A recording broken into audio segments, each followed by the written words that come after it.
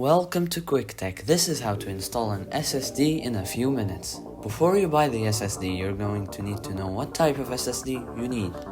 And we have the perfect tool for you. Simply head to Crucial's website, hover over products and click scan your system, or click the link in the description. Then just agree and start the scan.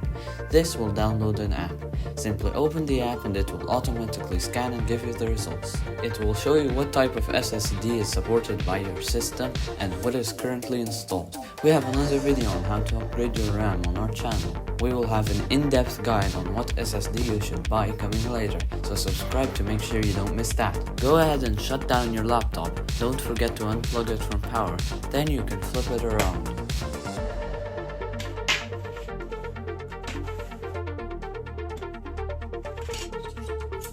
Now you can start unscrewing. After you've unscrewed, some laptops have little latches that need to be gently unlocked.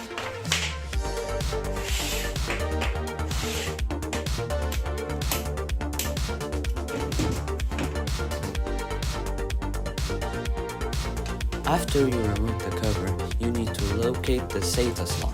Just insert the SSD and screw it in. Now it's time to put the cover back on. Put the cover in place and start pushing those latches in place. Then screw it into place and you're done. Turn it on and press F2 to get to the BIOS. You can plug in your laptop now, and there you can see that you have now upgraded your SSD.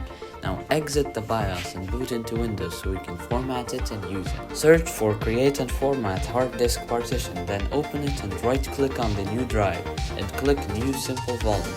After you complete the setup, you can rename it to whatever you wish.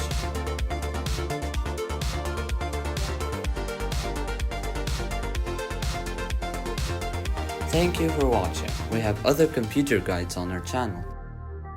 Subscribe.